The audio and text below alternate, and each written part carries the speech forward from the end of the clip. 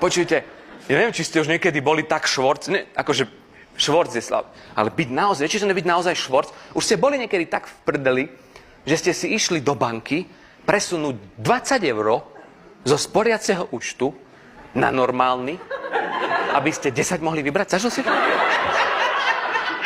A že urobíš takú chybu, že to spravíš posledný deň mesiaci, kedy sa cez noc odpočítava poplatok za vedenie účtu.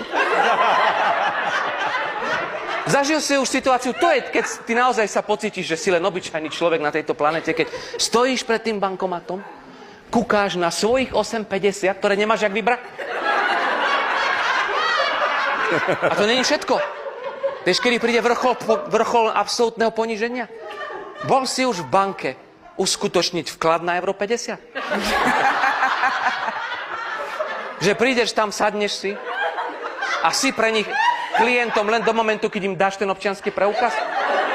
Že ona tam naťuká tie tvoje údaje, teraz jej tam naskočíš, zbadá tú sumu 8,50, zbadá, koľko vkladáš, spojí sa jej to. On chce vydrbať tých 10 €.